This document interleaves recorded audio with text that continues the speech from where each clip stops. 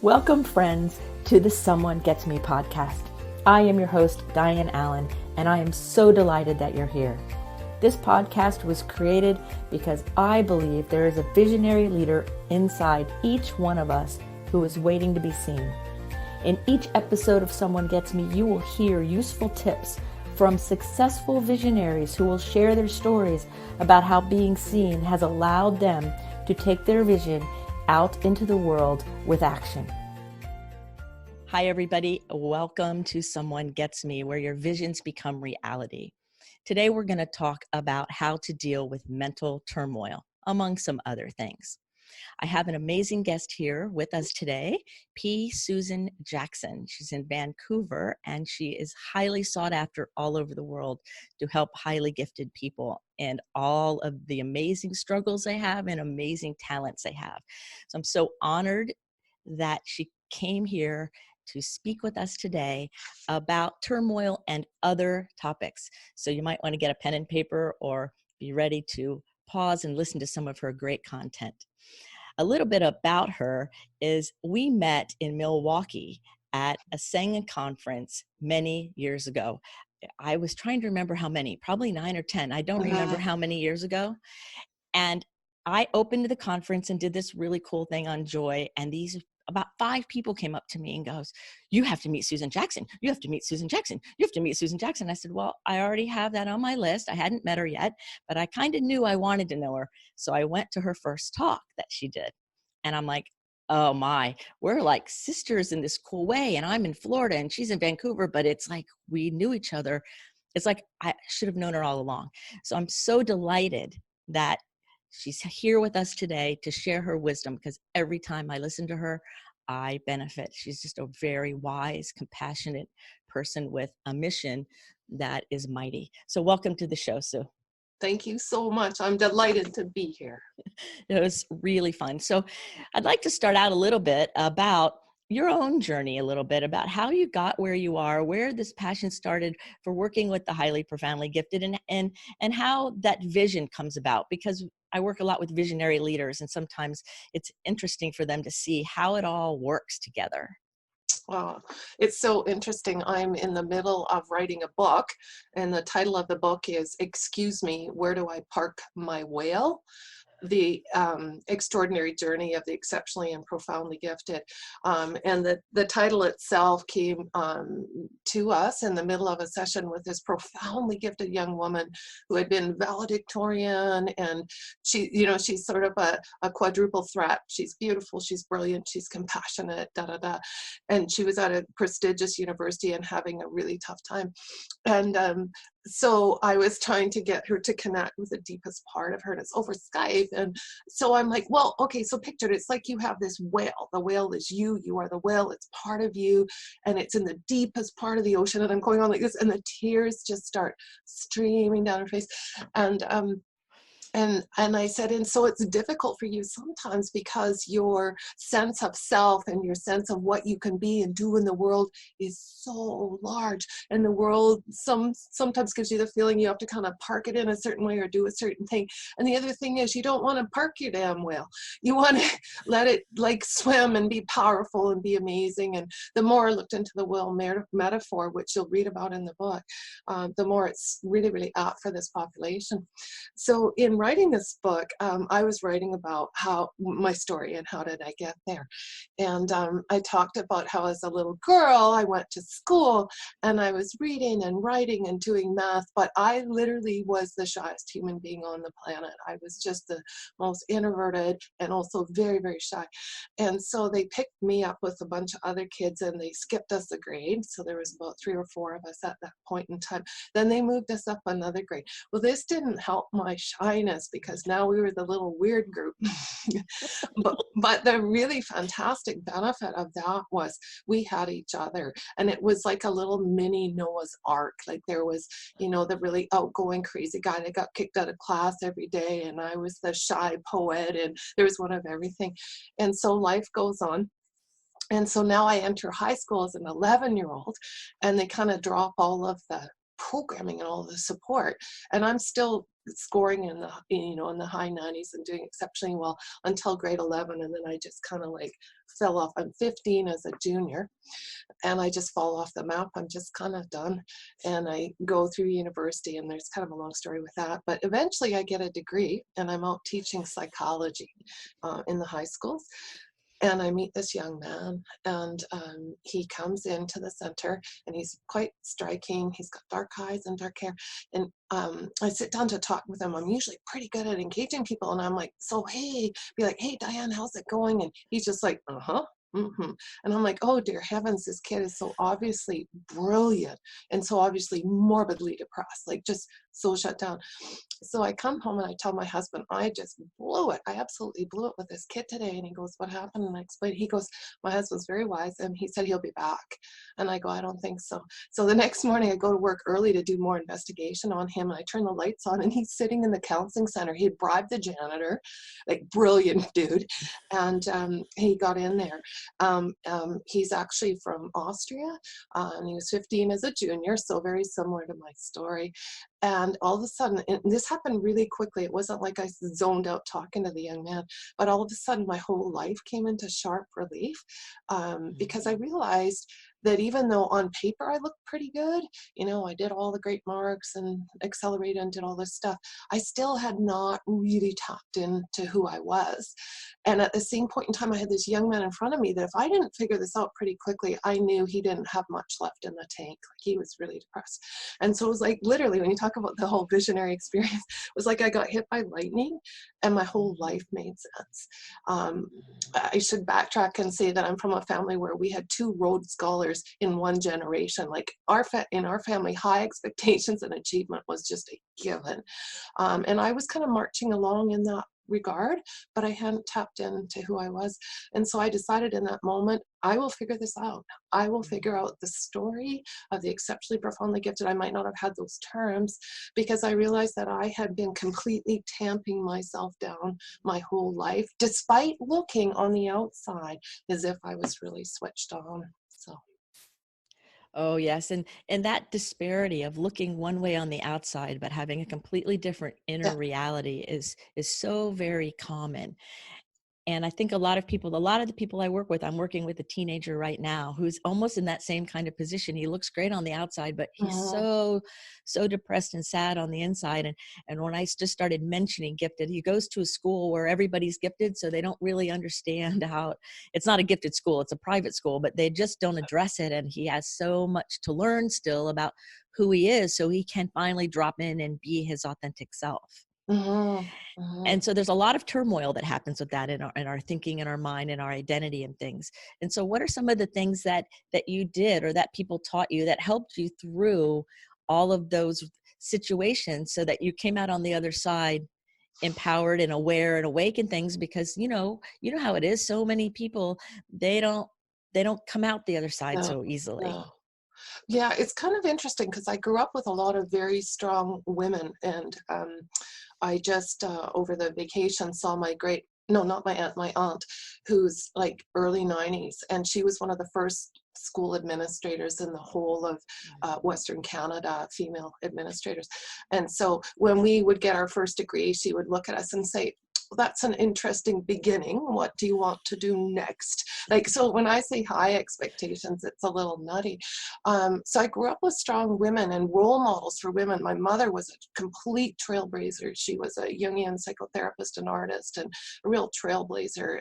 I grew up with all of this, but I still think my story has a little bit to do with being a very shy little girl. And I happen to have a very, very high verbal IQ and sort of an analytical mind. And so that wasn't what little girls were supposed to be about, right? Like, Mm-hmm. And so, and I didn't want to offend, and I did, all of the sort of classic kinds of things. So I think part of my story was finding my voice and finding my way with that. And actually my husband's a big part of it, because he sort of instantly understood and got me, and is a very grounded individual. But along the way, I learned many, many things. And one of them is taking time for self-reflection, like significant time to just kind of dive into And for whatever reason, I was never afraid of diving into emotions that were less than, the so-called positive emotions, because all emotions have their place in understanding who we are. All emotions have their place. I was never afraid of them. I almost understood that I needed to understand all of that even before I understood the concept of a shadow or all of that. Another interesting thing along the way was I started competitive swimming as a 5-year-old. And I ended up being a nationally ranked athlete, swam for University of British Columbia, all of that. But the story is less about the athleticism and more about there's a lot of time with your head underwater, contemplative time. And there was a lot of discipline that was inculcated, expected of me, but I also really leaned into that.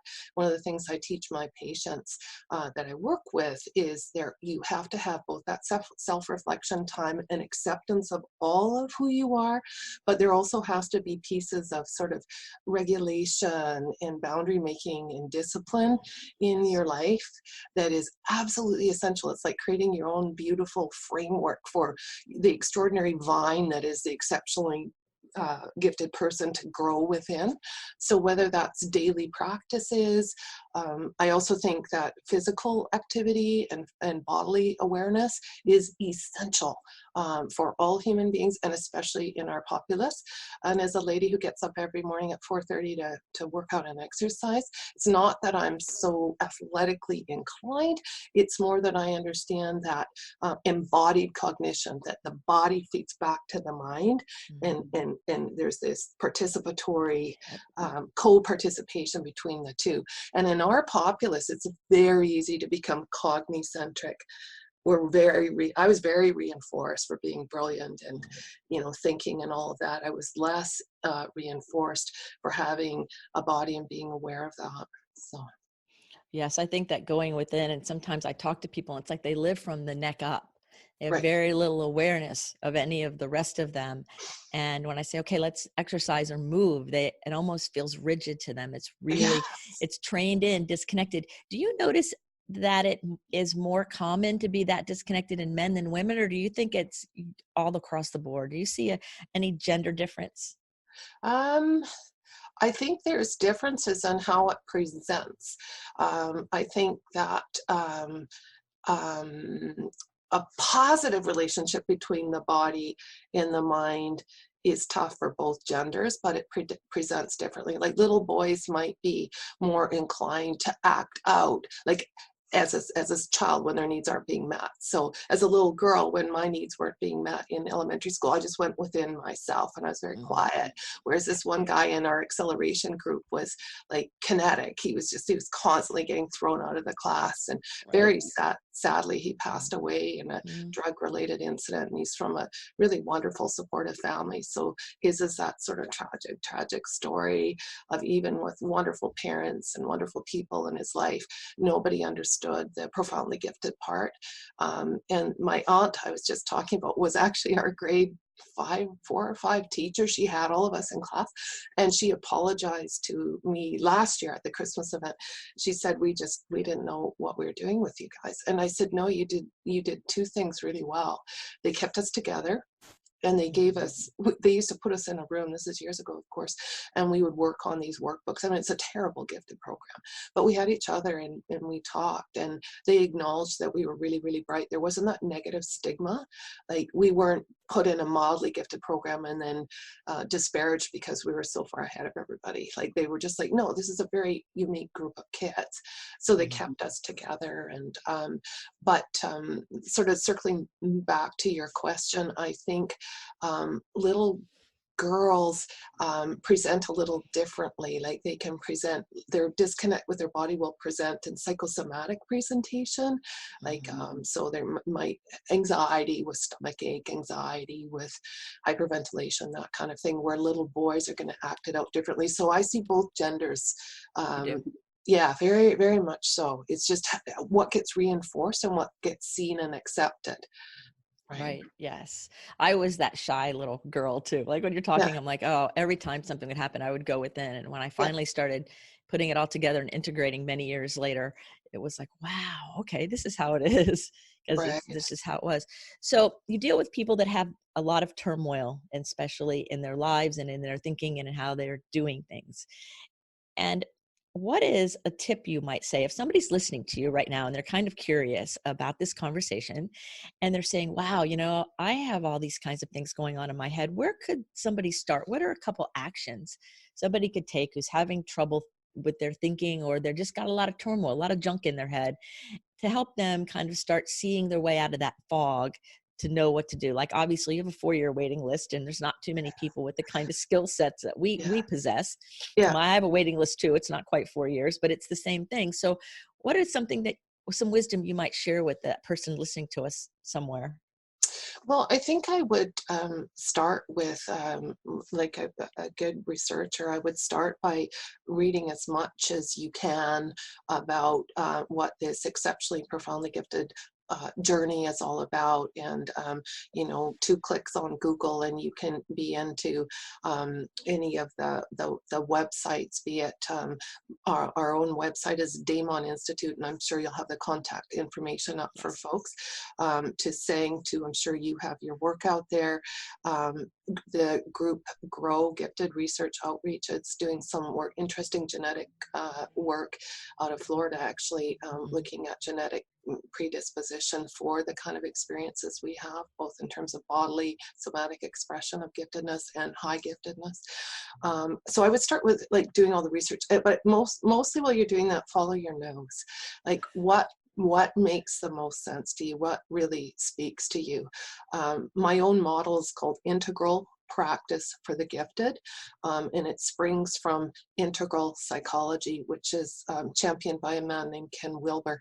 And basically it looks at all these different aspects of development, cognitive being one aspect of development, one of 32 to 36 aspects of development, another aspect of development being emotional, another being communicative capacity. So when you, and another being kinesthetic, and on and on and on, one being gender, because as we move up the lines of development, even in gender, we see what we used to call androgynous, they might call it gender fluid now, behaviors. And that's really, really common in this populace. So it's like follow your nose, but not just in the research that's looking at intellectual development, because that cognicentric bias can actually constrict the system and kind of run against you. So look at all these aspects of development. And then I really would stress daily practice. Like if every day, whoever's out there, if you can just start with some moments to really just take, it could be so simple, even 2 minutes, and a journal, and try not to think about all the pages in the journal that are empty. Just see the first page and just write a little. Right? And if you're not a writer, you can record a little. And if you're more of a musical person, I have a young man right now, I'll probably start crying. He came to me and he was very, I'm going to be very general, but very shut down, I'll just say.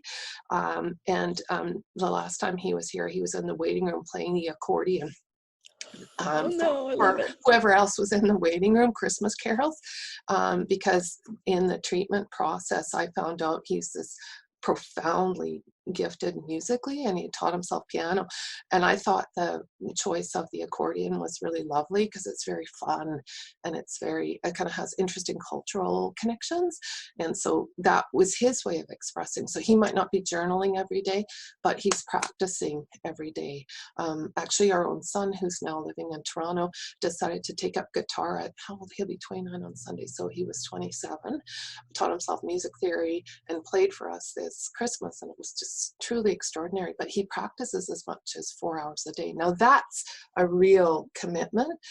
So those of you that are out there, I'm saying just 2 to 5 minutes, just sit, play music, sit with yourself, sit in nature, do a little writing, but commit to a little bit of time every day for sort of self-awareness and self-appreciation. While you're doing it, pay attention to your breathing. So, in through the nose, hold slowly out through the mouth, because in the literature, when they're describing exceptionally profoundly gifted persons. Typically, as I'm reading it, I'll say, oh, they're describing what they consider normative experience, but really this person is running in anxious mode. It's very typical for exceptionally profoundly gifted people to be anxious in some way their whole lives, because from the beginning, it's difficult to find the mirrors. Like, I remember my first day we had grade 1, we didn't have kindergarten back then. And it wasn't even recess. And I was like, holy crow, mom and dad made some terrible error. They've dropped me off at this place. None of these kids are reading. Like, something's like, I wasn't angry at them. I was like, I think they just got the wrong place. And by day 2, I was like, uh-oh. Right, this is it, right? So the mirror was not there. I was there like, oh, wow, school is going to be amazing, and it wasn't. And I had a lovely teacher. So from the beginning, you start to get slightly off of your natural responses. I mean, what are your options if you're fully reading and writing and have high numeracy? If the other kids are learning the letter B, do you stand up and start howling? That's how you feel, because I'm here to learn. So what happens in not so subtle ways is you start to get out of whack with your own instincts. And so as an adult, if you have inner turmoil, we want to get you back to paying attention to almost the pulse of how you think and feel and learn. So just starting off with a daily practice of self-reflection. It doesn't have to be a big thing. And also go into it every day, just with a commitment to go into it every day. Try to avoid the analytical aspect, says she who is very analytical. Yeah. Right. It's the practice of doing it without all the judgment and the conversation and all of those extra things, because it's really easy to talk our way out of it or make it something different than it is, to just be in the moment, because like you said, it's a whole different reality. And so I mean, I remember when I learned that I had been anxious my whole life. Like, I never knew that I can remember any kind of normal for a very long time, because I thought that was it. And then I started realizing and learning that it wasn't it. And it was a whole nother journey to go deeper to see what the real set point was. Yeah. And I think that that's a very, very wise information. And so how do you coach people or help people out with not being able to sleep really well? Well, when you get to the point where you're lying in bed and you're not able to sleep, that's sort of the end point. That's like the train that just stops. You have to go back to where you're buying your ticket and your intentions for your journey and all of that. So we have to look at what that looks like. So if we look at, I'm just looking out my window, we live on almost 2 acres and it's really beautiful, is like, how much is any individual listening to this, no matter where you live, even in the city, how much are you actually out in nature and getting some vitamin D if you have the luxury of having sun in the Pacific Northwest? But how much are you getting outside? How much are you out and moving in nature in your day? And again, I'm speaking to people who have all kinds of lifestyles. But if you can carve out even that 10 minutes, the research shows pretty strongly that 10 minutes of sunlight before noon is very important for sort of resetting biorhythms and helping with what I'm calling this sort of low-grade anxiety that is so pervasive in this populace. That's one. The second one is some kind of exercise program, like whatever it is. And I go to this gym locally, and a woman joined recently, and you could tell she's very nervous.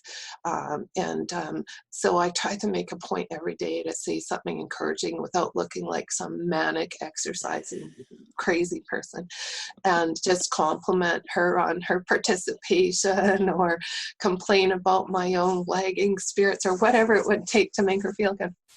And she keeps coming back, and you can just see the light coming back into her face. And again, that can be daunting for people who have gotten out of touch with those rhythms a little bit. I work all over the world, so I'm working with someone in another continent, and I'll keep this very, very vague. But it was very difficult for him because he was a little bit of a shut-in. And so we talked, and eventually we agreed he would just get out twice a week and just walk to the post office box and back back. And you know that story. If you pick up the calf when it's tiny, eventually you're picking up the full-grown bull. So you just start slowly. So exercise would be one. The third thing, because I'm very much a believer in starting at the bottom of the hierarchy. If you want to be sleeping well, you have to look at all aspects of your physiology and your environmental interface. So the next one would be food.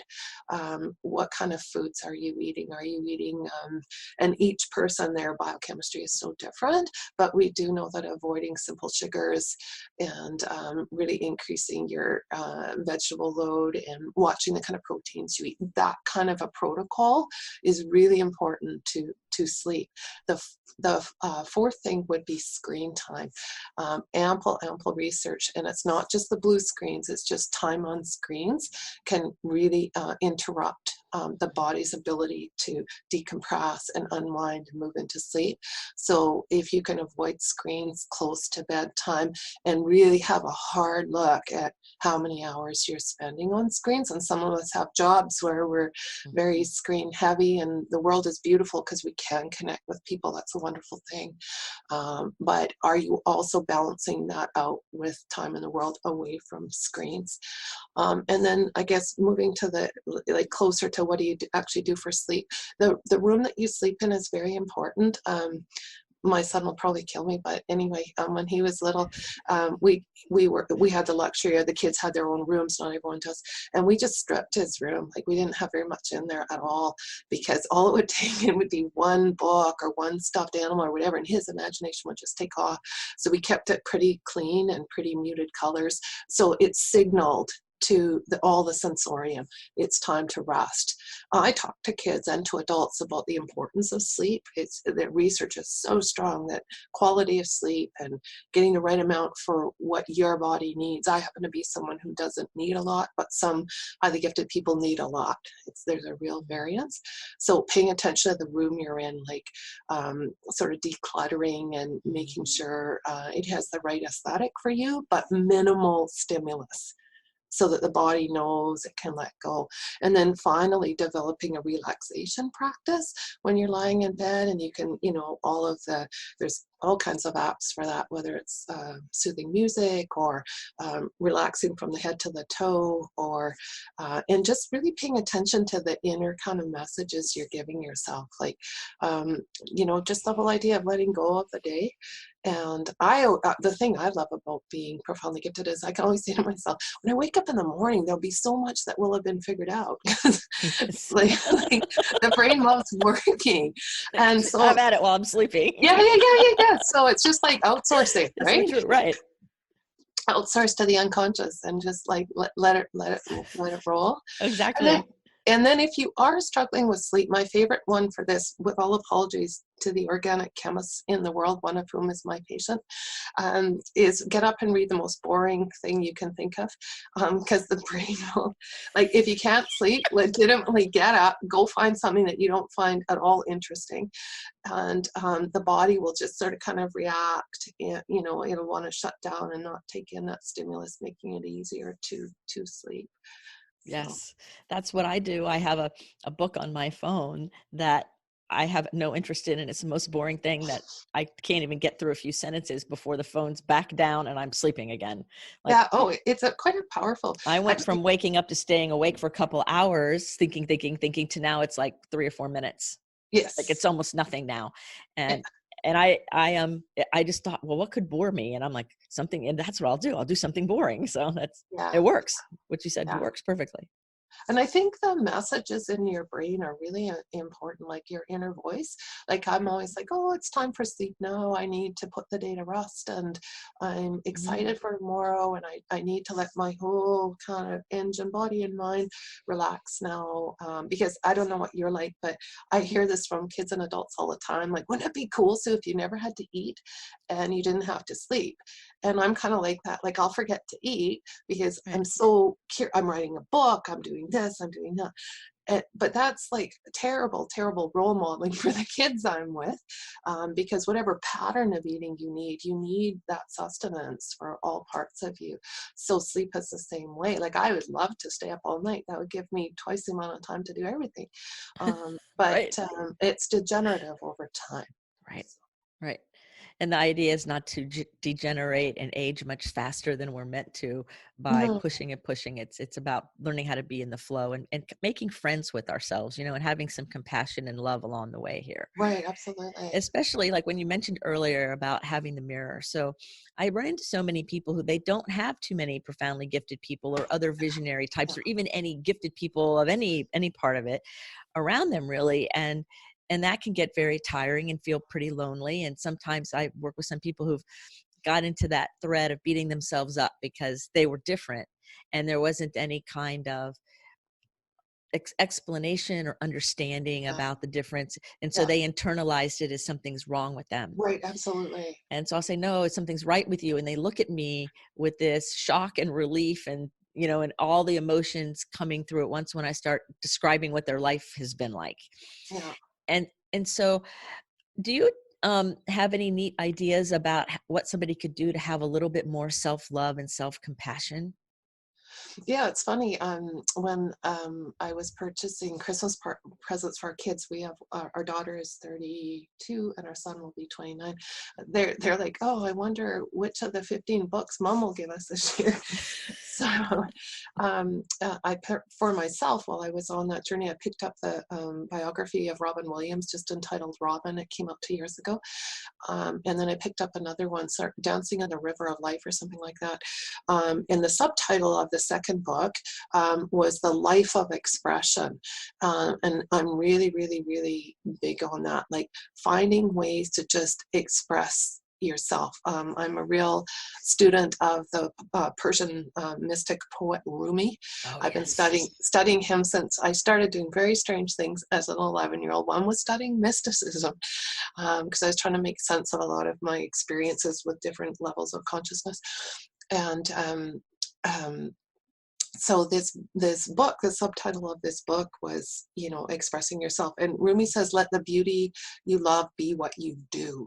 And so I encourage all my profoundly gifted patients, and I literally see people in India, Holland, Africa, South America, all over North America. So across cultures is get the kids to follow their nose. That's how we ended up with an accordion player in our waiting room.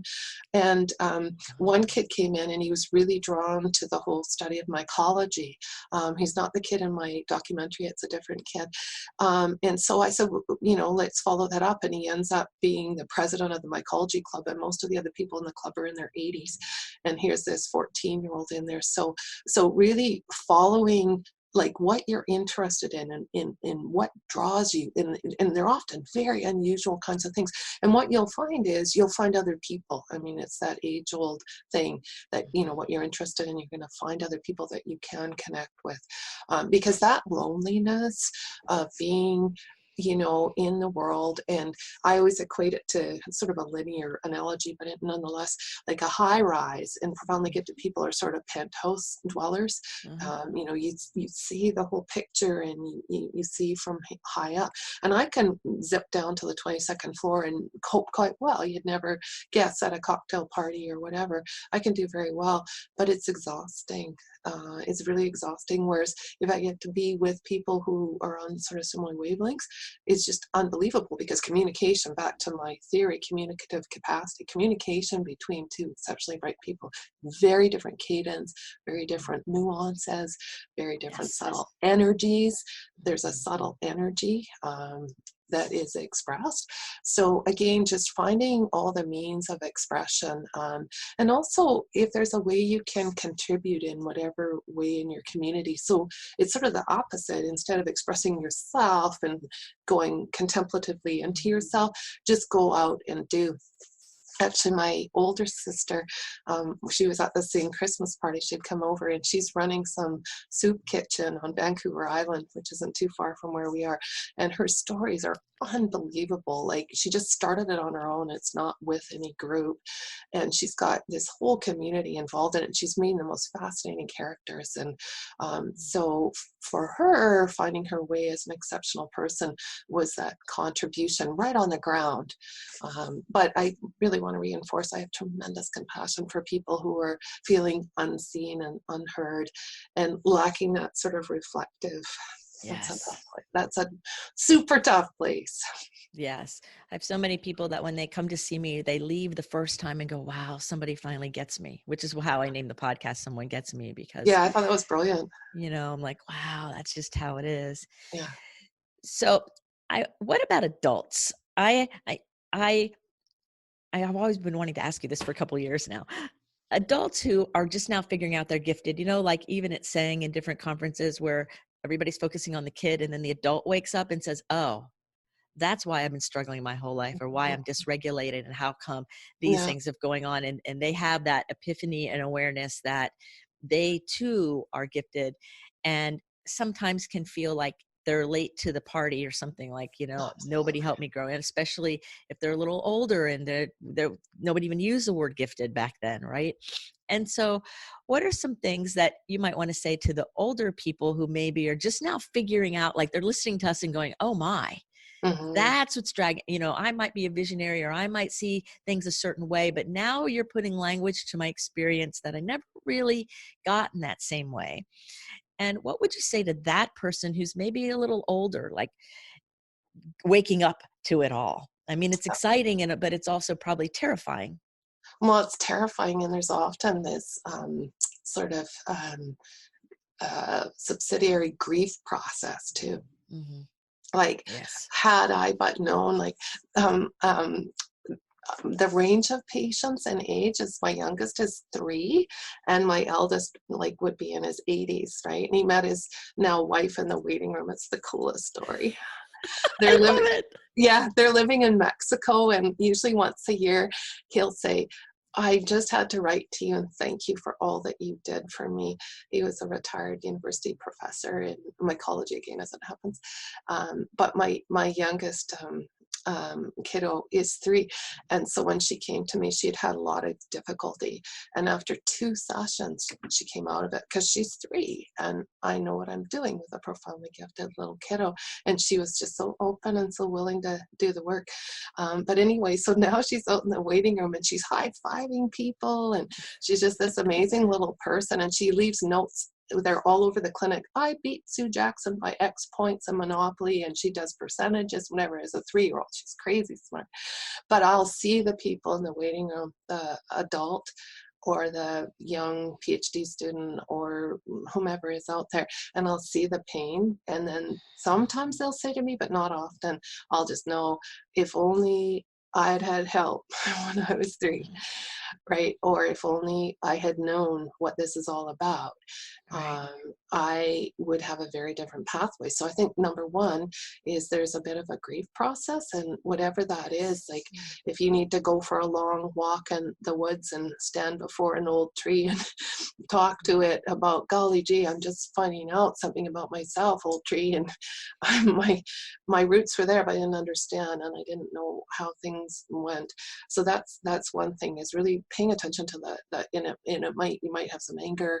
There might be just an incredible sense of loss. I actually talked to a young man in Great Britain, and who had gone for all this help everywhere, and in one conversation I had it, like I was just like, oh, Right. da da da da da da da da da. No, I don't say that to the individual. Obviously, it comes out over time, but he knew.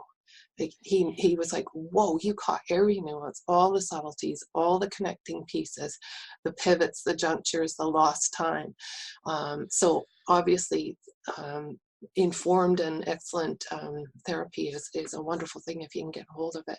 But I think the next thing is to really just sort of stop and take stock and say, all right, with this new language and these new concepts, I'm going to be like expanding my frame of reference.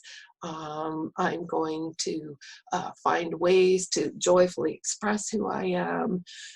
I'm going to become more accepting of the tremendous range and depth of my complex feelings. I do a whole lecture series on emotions and the profoundly gifted.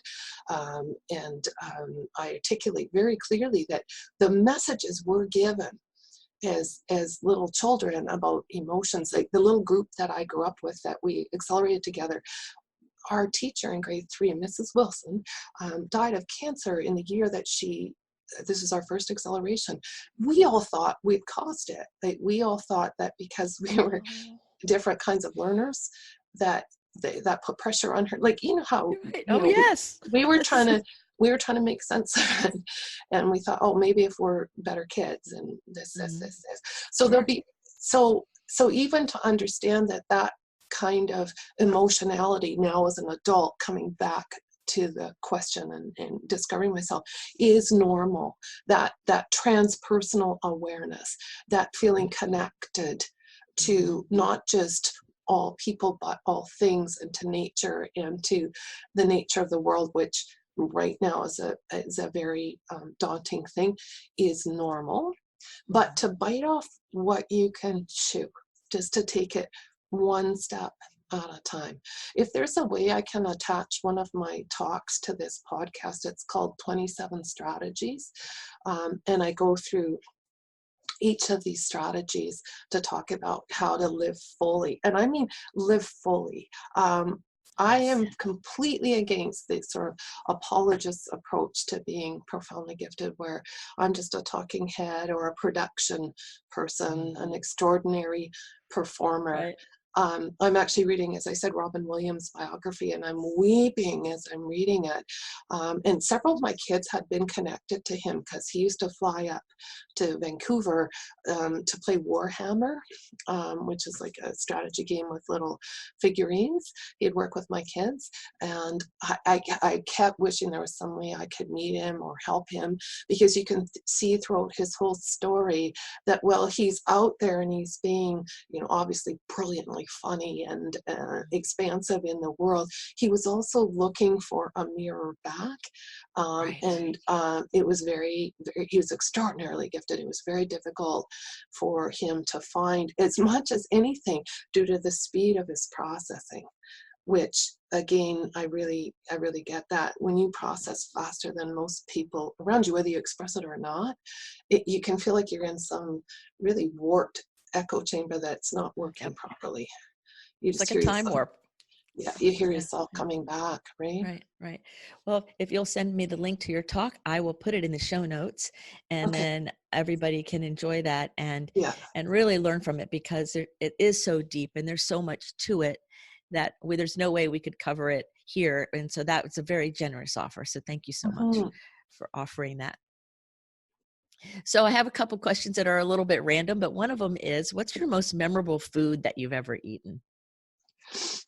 Um, my most memorable food. Okay, just Uh-huh. give me a second. I made a 10-course Spanish dinner party for New Year's Eve, like 2 nights ago.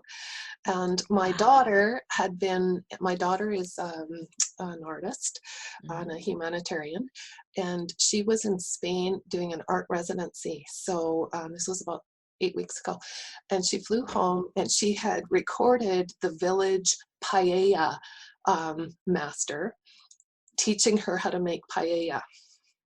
So, which is a Spanish rice-based dish, similar in some ways to risotto, but it's filled with all kinds of like chickens and fishes, and it was just unbelievable. So she recorded this.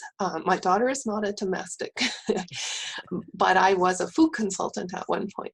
So she taught me how to make paella. So 2 nights ago, my best friend Sue and I made this paella, which takes a couple days because you have to cook this in advance and that in advance, and it all has to be done just perfectly. And apparently it was a big hit, but I would say, whether that's just fresh on my mind or the herbs were picked from my herb garden, because it's very mild this winter.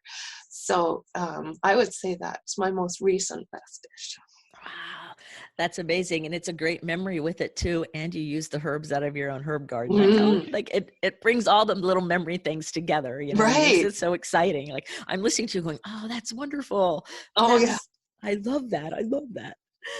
Okay. Is there anything that I didn't bring up that you would like to speak about or you were thinking about before I ask you some of our final questions? I'm just making sure there's not something on your mind that you really feel led to speak about with helping people with mental turmoil, or anything about profoundly, exceptionally gifted people that is coming to you now.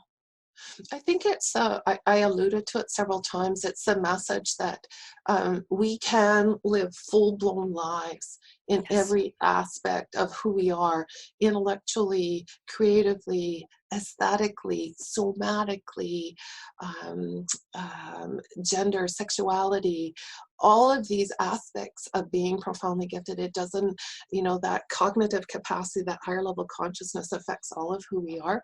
Now, when I say that, I don't mean it to be a burden.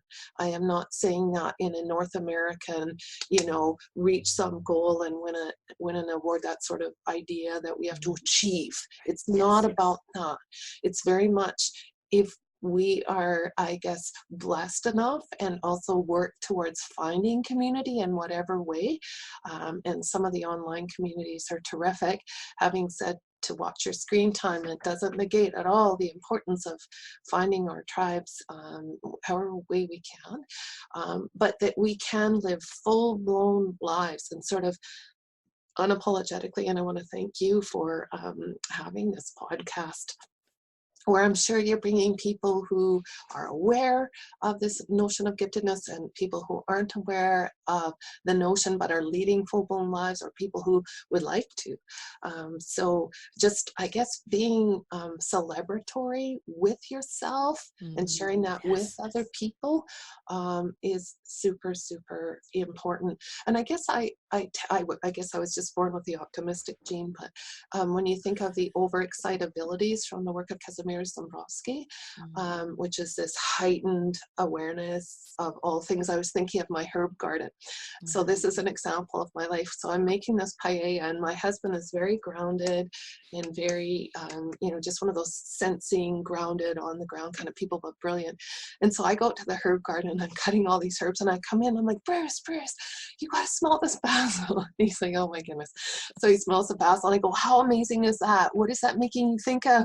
He's like, he's learned over many years to say something. And then I'm like, oh, and the rosemary bush, have you seen the rosemary bush lately? Because he takes care of the outside. He goes, yes, Sue, I've seen the rosemary bush. And I go, it's just extraordinary. And this time of year, and then I dance away, and I sort of see him with this little smirk, because yes, with the overexcitabilities, I am incredibly intense, and I'm very aware of the fabric of this dress and what that feels like or whatever. But to teach kids and adults to acknowledge all of their experience, but also to see where they can express it and reinforce it in as positive a light as possible. Oh, that's great. I have a lot of people that I work with that come to me and they don't even know that they're gifted or that it's a thing. And then I start talking about overexcitabilities and things. And then they look at me like, that's not me. And they really have a lot of denial around their positive qualities because they've so integrated that it's a problem. And they have this paradigm that there's all these things wrong with them. And when I start shining light in different places, they can kind of see it, but they have that denial and kind of that fight back and things like that. And so that's one of the things I think I resonate with you a lot, is that we're kind of like the people out here helping people see that we can be optimistic and live on stage and have whatever it is fully alive and emerging through us in a way that's productive and happy, that we don't have to live closed down and shut down lives. That doesn't have to No, be that way. yeah. And I guess the other thing is that sort of courage.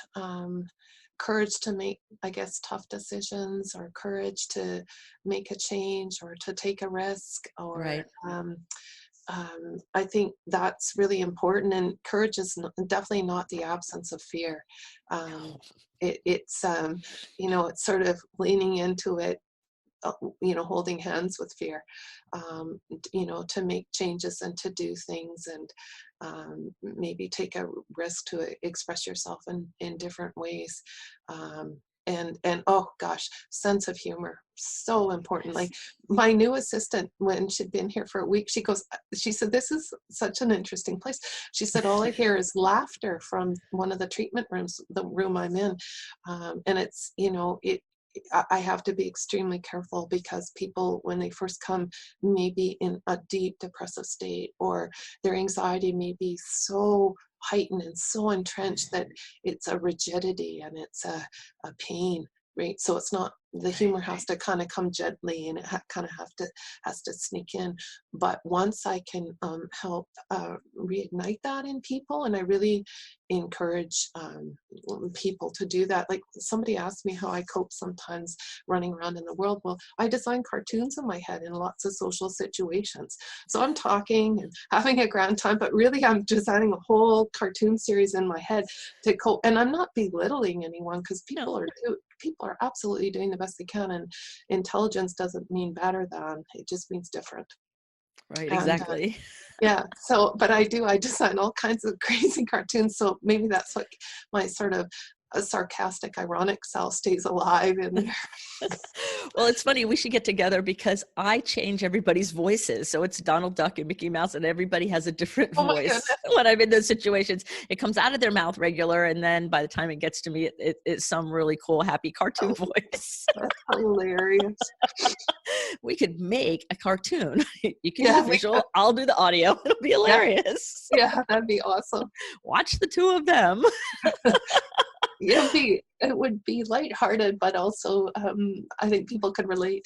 Sure. I think people can relate. I think sometimes just saying our truth and being bold and courageous like we are, and having the trust and faith in things, Mhm. I think that helps be that mirror for some people who are either listening to us now or watching us on YouTube, or running into us, because you speak all over. And I want to mention before we're finished about your work, because you have the Damon Institute, you have a documentary film out, you're writing a book, and you're a real champion for really helping people live their best life in a world that wants to make everything kind of average. The world that really wants to kind of marginalize the very thing that brings up these gifted people, all of us, forward. Mhm. So would you mind sharing a little bit about the Damon Institute and kind of what it's about? I'm going to put the links to all of this in the show notes so you all can check Sue out and follow her on social media. I am on her email list and I read every one of them. They're amazing. I look forward to your emails when I get them, because I always when I'm done reading, I feel inspired and Oh, re-energized awesome. always. So share a little bit about your institute and kind of, what you do. Okay, so the Damon Institute is actually in a town called White Rock, British Columbia, which is 40 minutes, I guess, southwest of Vancouver, British Columbia, which, if you've been to our beautiful home city, is very gorgeous. And it's international. We are on every continent except for the Arctics. And so folks are going to fly in. I have a gentleman flying in from somewhere in January. He'll stay in our town for a week and see me several days running. That's the model that he works on. I had a family fly from Spain last summer, same kind of model, came for a week. I work with, I'll just call him little Juan, worked with him for a week, and I haven't seen him since. And I have people who are going to work with me over time. It really depends on the presentation. So I might do online work, Skype work with a profoundly gifted person. Sorry, I should have shut that down. Oh my goodness. Anyway, I'll keep talking. So I work in that regard. So it might be a local person.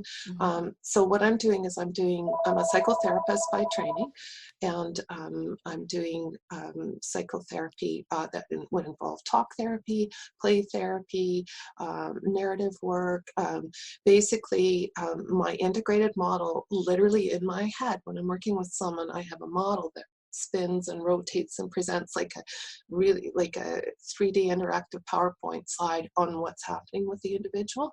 And I'm going to work in whatever way is needed for that individual. So it's both developmental psychotherapy, so there's no so-called clinical presentation that would fit into the diagnostic manual of mental disorders, but they're profoundly gifted or exceptionally gifted, and I'm going to work with them over time to be sure that all aspects of who they are are integrated, because in the model there's the core self, which is that essence that you're born with.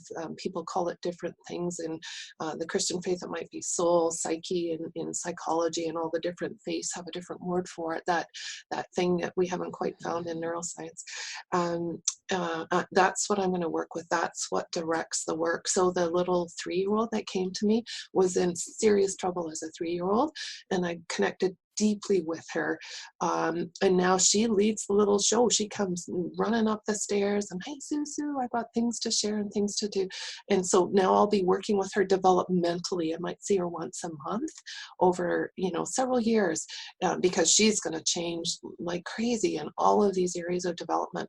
I also do consultative work, so I'll fly into Florida and I'll meet with a school for the highly profoundly gifted and work with their families and their staff.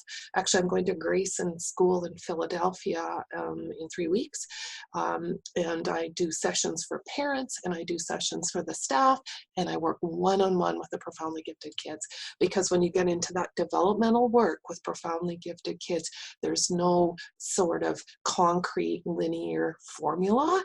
Yes. Every profoundly gifted person is as unique as you could possibly imagine the human psyche to be, which is why I find my work so fascinating.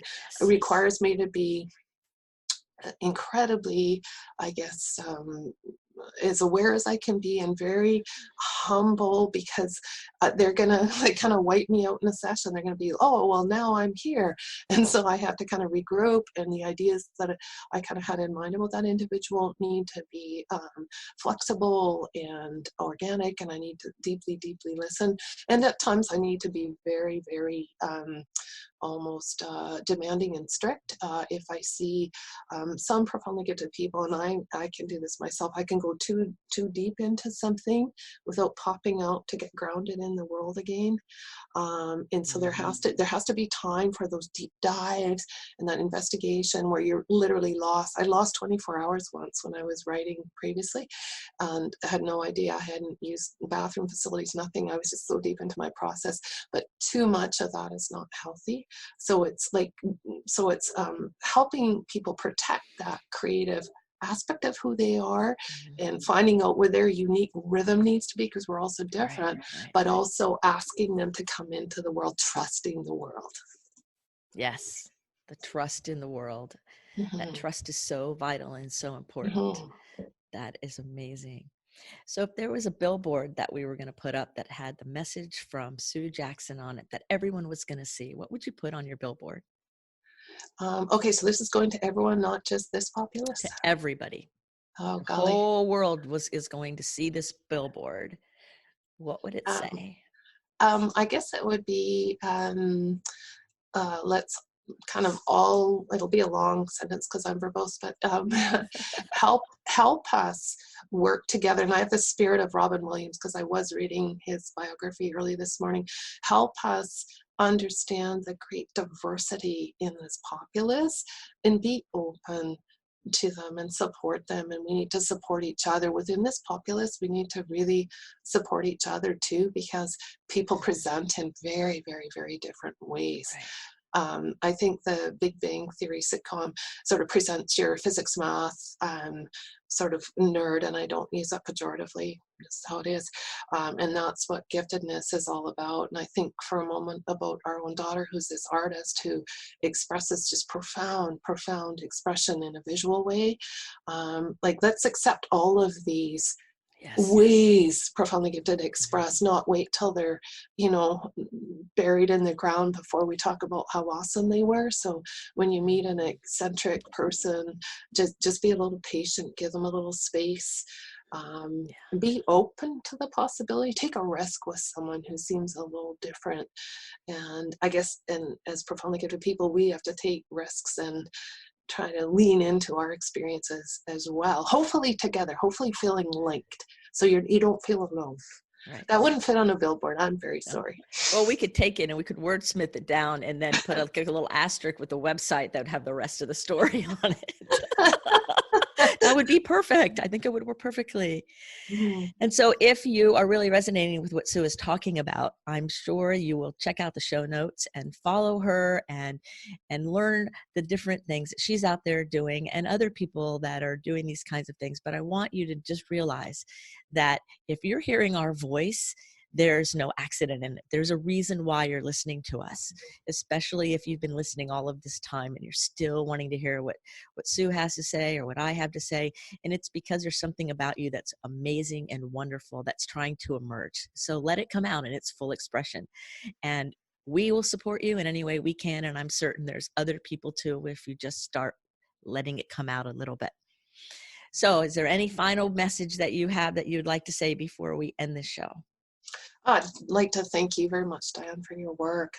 I very much admire you for your work and your contributions, and like thinking of my 3-year-old to my 89-year-old, wherever you are in that span, maybe before or after that span even, I want to wish you wonderful good news today, whatever that good news, however you're participating in life. I hope you can enjoy every bit of it.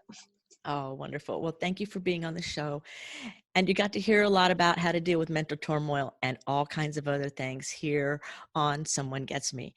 So check out Sue's information, and remember, everybody, to keep your face to the sun so the shadows fall behind you, because you're a rock star and you're here on purpose with a purpose. So go out there and be who you're meant to be. And until the next episode of Someone Gets Me, be well. Thank you for listening. I trust you gained some valuable inspiration and information. Please join me and other visionaries in the Someone Gets Me Facebook group. Or for more information on my services and additional episode's, visit someonegetsme.com. Again, thanks for listening.